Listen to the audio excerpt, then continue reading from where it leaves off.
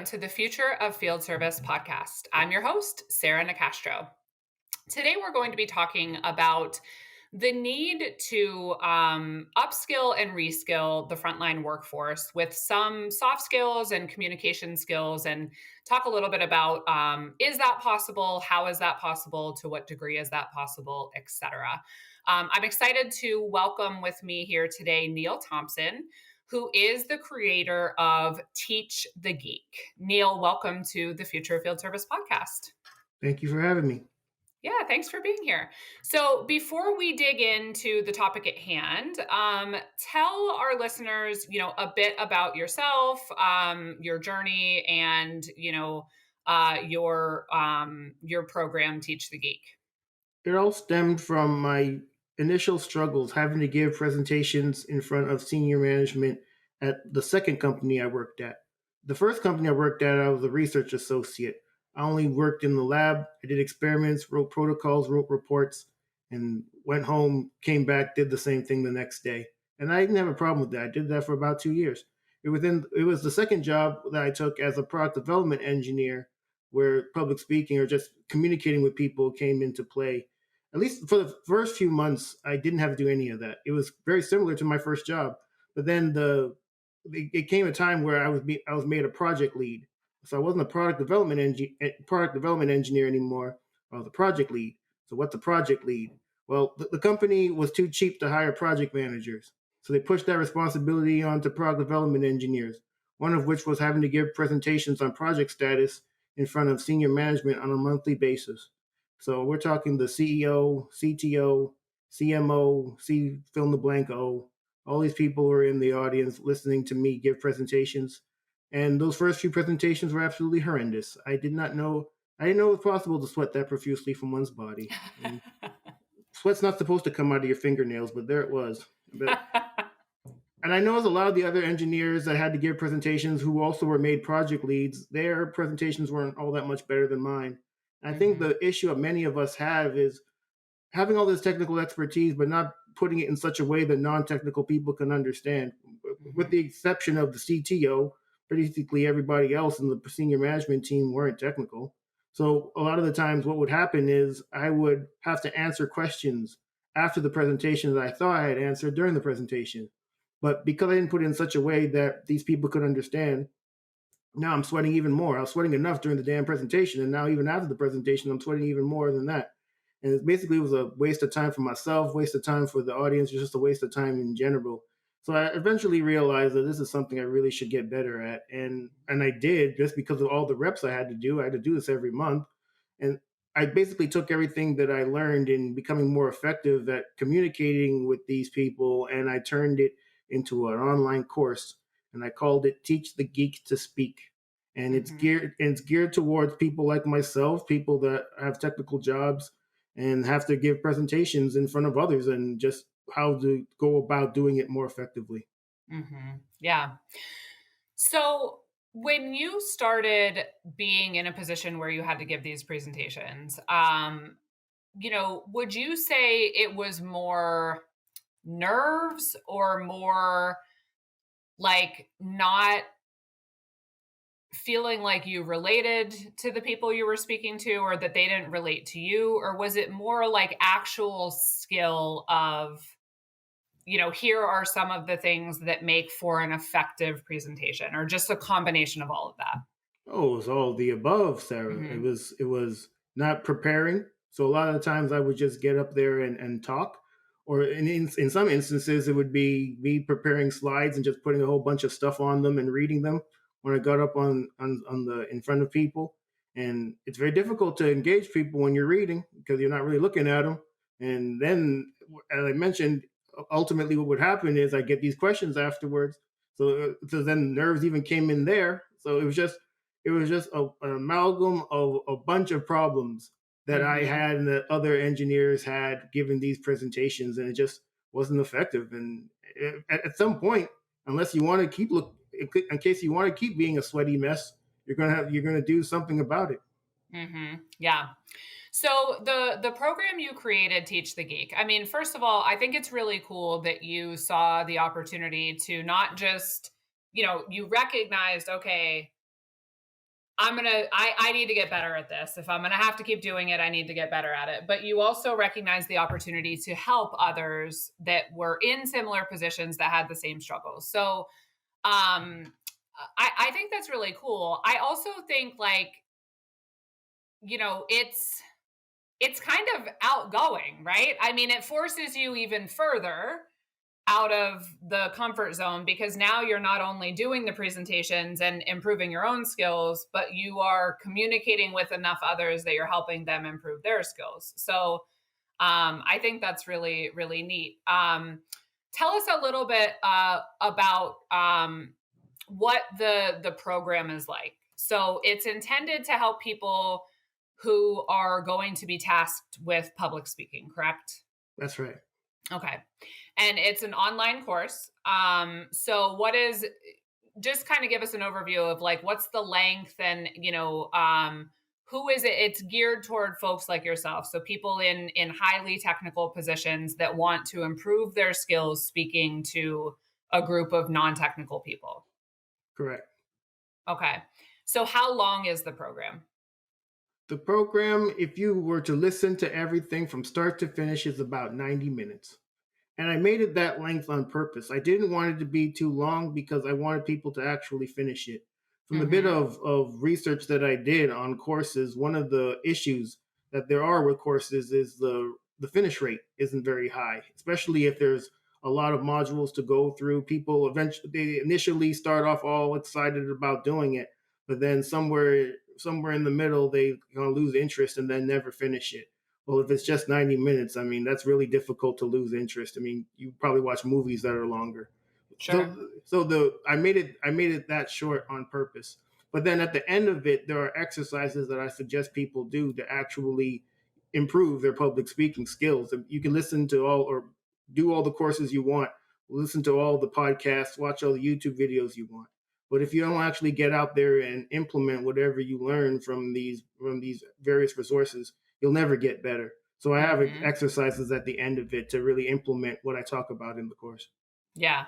Yeah, that's what I was going to say. It's part knowledge and information. And then it's part, like you said, you improved yourself just by forced practice. Right. And so there's an element, but I think, to me, it seems like another part of the value of this program for people is just the recognition that if they feel uncomfortable or nervous or this isn't familiar to them, they're not alone in that, right? Like there's also I think some camaraderie of, okay, I'm not the first person to feel this way, I won't be the last person to feel this way, and if Neil and these other people have improved, I can improve too, or learn these different skills. So I think that's really cool. So Neil, I explained a little bit before we started recording this that so your experience is different than that of our audience, but not so much so that there aren't some correlations. And what I mean by that is, so you were an engineer and you had to start giving these presentations. What I explained to you before we started recording is that within our audience, a lot of companies are in a situation where they have field engineers. So they have field engineers that go out and do either installation or repair work on sometimes very highly technical equipment. And historically, their job has been very much just go to the customer site, fix the problem, and leave, right? And for a variety of reasons, what those companies are asking from their field engineers is evolving a bit because the nature of service is evolving such that rather than just completing the technical work, we're now also looking to those field engineers to play a very important role in building relationships with those customers and maybe sharing, knowledge and insights with them in addition to fixing the actual equipment that they're there to fix. And so this gives companies the task of, really upskilling and reskilling those technicians to be more competent at building and maintaining and nurturing those relationships. And so um while it is different than your personal experience, it's not so different, right? And so I wanted to ask you some questions related to this topic. And so the first is, you call your program Teach the Geek. So my first question is, do you feel like all geeks or all highly technical engineer type people can be upskilled in these areas related to communication and soft skills, or no? Oh, I would never say that anyone cannot learn a skill. If they're interested in learning the skill, you can learn pretty much anything. And especially if you see the benefit of learning that skill, it's really difficult to be forced to learn something. So if you're a field engineer and you want to continue to just do your job, fix whatever instrument there is and then go about your day and, do it, rinse and repeat, then yes, those people would be difficult to upskill. But if you're someone who sees the benefit of becoming more effective is just communicating with others, then you'll do it. And not only that, but if you're a field engineer who wants the promotions and pay raises that you think you deserve, well, becoming better at communicating with others is a must. Oftentimes, those are the people who get those promotions and pay raises. It's not Hmm. necessarily the most technically gifted people in the group or the ones who are the best at their job technically. It's those who do a good job of communicating their worth to the Right. company. And so if you just see it that way, then it'd be very easy to then convince you that this is something to get better at. Hmm. Now, if you reflect back on your personal experience, now you were kind of thrown into this situation where you had to do these presentations, and you kind of recognize your own need to polish those skills or improve those skills. If companies are looking at this, in a more strategic or proactive way, like, okay, we recognize this role is evolving, and we need to take more steps to upskill and reskill our field engineers with some of these soft skills and communication skills. What would you suggest they keep in mind as they kind of take on that initiative? Well, there certainly may be some resistance to some. I mean, as I mentioned, there's some that just want to continue to do what they've been doing.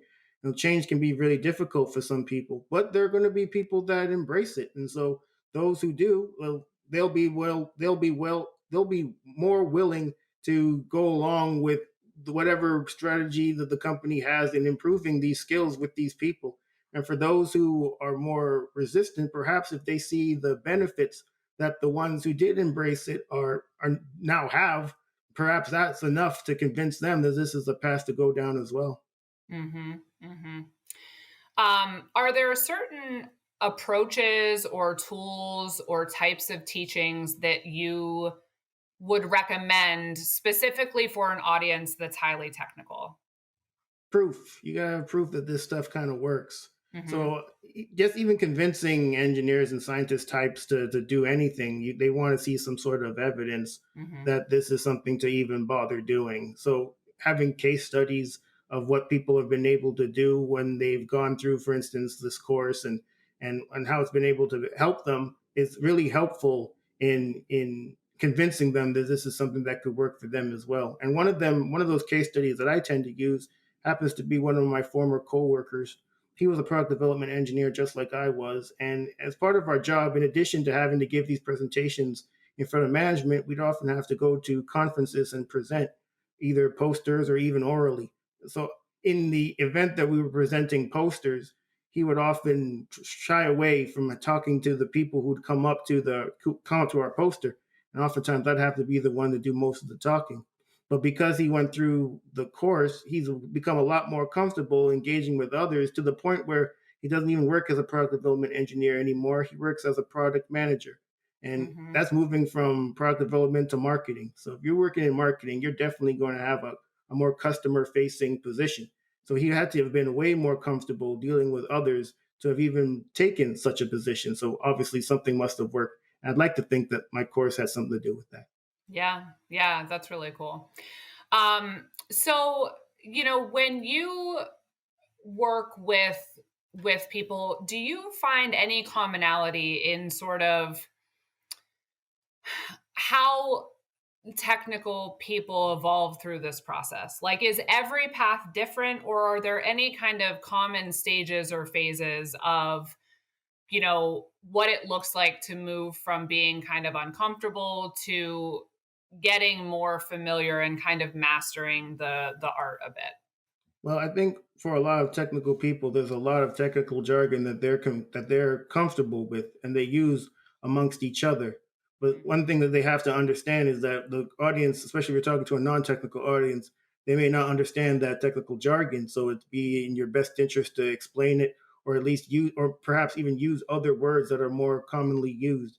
Because what would Mhm. happen a lot of the times is people may not even ask what those words mean. They just won't listen at all, and so you want to avoid that scenario altogether. So it's in your best interest, if you're a technical person that uses a lot of technical jargon just generally in your daily life, as doing your work, that keep them the keep the expertise of the people that you're speaking to in mind when you're preparing your presentations. Yeah. One thing I'm thinking about, Neil, as we're talking through this for the organizations that would be in our audience is, you know, it might be best to consider either leveraging an external resource, or co creating a program with someone on your technical team who is more accepting of the change, right? Because what I was just thinking as you were talking about kind of the jargon and that sort of thing is there's probably a lot of aspects to this where if the creation of the program or the execution of the upskilling and reskilling is done by someone who isn't an engineer or isn't the technical person, they could miss a lot because some of the things that, maybe come natural to them wouldn't come natural to others, or some of the kind of foundational elements like that, realizing not to use too many acronyms or too much technical speak. And so, kind of the training of, when you're talking about this with a customer, here's kind of the level you want to present at, and, those sorts of things. You know, you kind of need the firsthand or could benefit from the firsthand input of someone on your team who is highly technical to help with, shaping what upskilling and reskilling could look like so that you don't miss important aspects, and so that, maybe some of the technical people who are a little bit more resistant to change respect the program more because it's been created or co-created by someone like them. Does that make sense? Well, it makes perfect sense. That's the main reason Teach the Geek is geared towards people like myself, Mhm. because of that credibility I would think that someone like myself would bring, as opposed to someone else that has a communications course who is not in that field. I mean, there's a lot of Yeah, communication courses out there, but are right. they geared towards people in the technical field? And if they are, were they created by people that come from that field? I Mhm. don't know of any besides my own, so I think that that's been really helpful in me Yeah. just differentiating myself. Yeah, for sure. And I think that, that's just something to keep in mind is, you mentioned change is hard, right? And so when you're asking employees, especially longstanding employees, to really evolve the way that they've done their job for a long period of time, you know, number one, like you said, it's tough if it's just force, force, force, right? The more you can create buy in, the better. But number two, think about, how you're creating this in a way that shows you respect the technical talent, not that you're just trying to change it, right? Because you're not trying to remove technical expertise, you're just trying to augment it with some of the soft skills or communication skills that, haven't been a focus up to that point. That's a really good point. Okay, so shifting gears just a bit, Neil, I know one of the other things that you're passionate about is creating more awareness around STEM careers and particularly for Black children. So, tell us a little bit about your passion in this area, and I know that you've written a children's book. So tell us about that as well. Sure. The book is called Ask Uncle Neil, Why Is My Hair Curly? It's about my nephew asking me why his hair is the way it is, and I use science to answer the question. And the motivation for me writing the book is to encourage more Black children to consider careers in STEM, science, technology, engineering, and math. And I'm really keen on the messaging of my motivation. My goal isn't to convince more Black children to go into STEM. It's to have them see it as an option, Mhm. because ultimately, it's your life. You're going to go into whatever you want to go into. But I just want them to know that there's this other thing out there called STEM that is for them if they want it to be for them. STEM's for Mhm. anybody who has the interest in it and is willing to do the work. It's not for any particular group of people. And that's the what I really want to get across from the children's book. And eventually it will be a series. That's the plan. This is the first of the series. So the series will always be my nephew asking me a question, and I use science to answer it. I love that. Yeah, I think we've done quite a bit of content on this podcast specifically around creating more awareness of STEM and the skilled trades, right? Because it's you know we kind of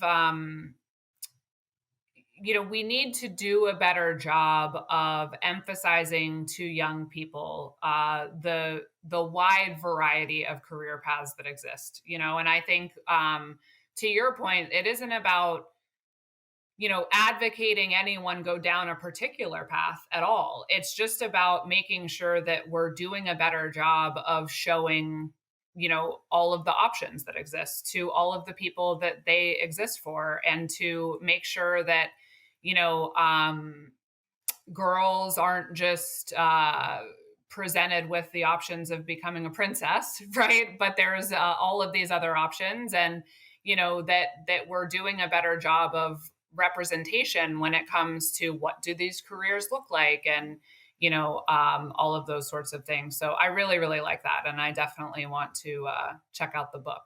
Um, so besides the book you have so far, and the rest that will be a part of that series, what are some of the other ways that you think we can all have a positive impact on making STEM more, I guess, more prominent and more attainable for those who have an interest in it? Well, it starts with talking about it. If I mean, seems to be coming full circle. If you're an engineer or a scientist who is adept at communicating with others, then you should be more comfortable communicating what you do with others as well. And this Hmm. doesn't even have to do with within the company. This could be outside the company, talking to students about what you do, and that's really helpful. If people can't do what they don't know is out there. So if you're talking about what you do as your job, then they might think that sounds interesting. I want to look more into that. But Hmm. in the event that they never hear from you or someone like you, well, then they never hear about that particular position or that particular job, and then it becomes way more difficult for them to ever go into it Yeah. unless they do some research and just come across it happenstance. Yeah. I have two sons, Neil, 5 and 6, and that one of their favorite shows right now is Ada Twist Scientist, and I love that for them. I love that they are, interested in that show. I love how educational it is, but I also love how it just shows, these career paths, and different just things that we haven't done a good enough job showing and influencing really early on, so that it's kids grow up with just more awareness that there are these careers and these different options. um, so you also host a podcast, so tell us a little bit about that. Sure. It's called Teach the Geek podcast. And I interview typically people in the STEM fields, a lot of scientists and engineers, about their journeys in public speaking. But then I also talk to them about their career journeys. And that's even been more interesting, especially Mhm. for the ones who perhaps started at one place and then ended up somewhere completely different. One that stands out is a woman who got a degree in civil engineering, never worked as a civil engineer, though. She then went to law school, became a lawyer, and did that for a few years. But then she left that and became a stay at home mom for about a decade. And now she works as a personal stylist. Not the typical career path. But Mhm. it's so interesting to hear those types of stories of people not necessarily starting at one place and ending up somewhere completely different, and not feeling like they had to stay where on a particular path, but then just they were willing to follow whatever interest they had. And those types Mhm. of people are always interesting for me to talk to. Yeah.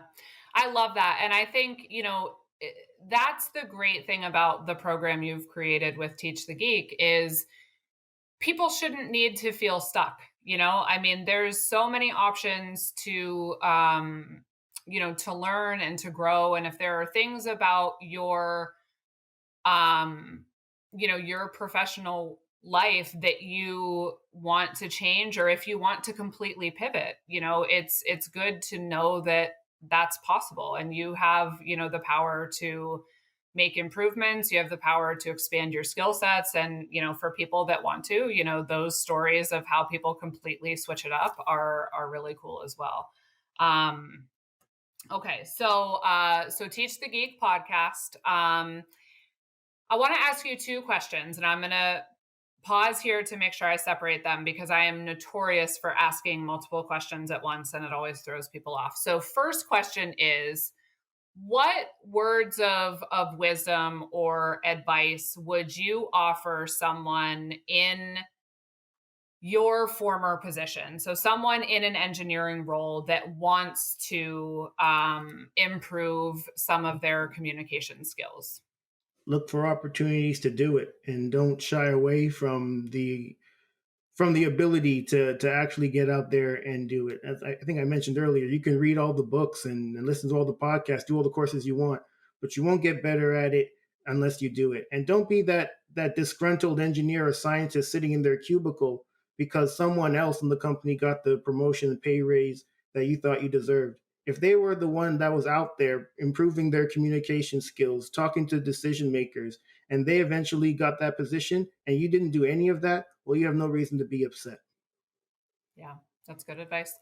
And what advice would your words of wisdom would you want to leave with, some of the people that listen to this podcast, which are those ultimately responsible for figuring out how to upskill and reskill those field engineers and help them, become better at some of this customer communication?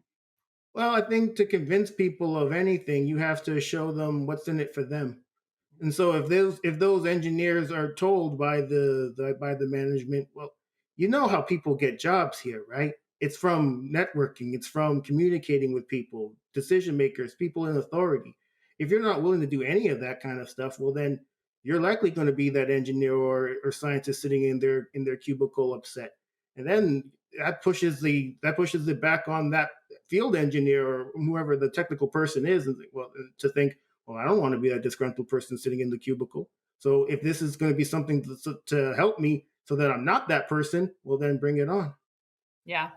The other thing I'm thinking about, Neil, going back to the point we made about change and all of that, this situation is going to look different for every organization. But one thing to consider might be the role of positive reinforcement versus negative reinforcement. So if you have the opportunity going into this to make it something where, rather than penalizing people for not doing this effort, you can incentivize them to do it, then maybe you have more of those case study examples of, hey, Chris just completed this program and as a result, he got a raise or he has some sort of perk and, Chris can speak to his experience in a positive way, right? So, again, it's about I think respecting the fact that we're all human and, we have the capacity to change and to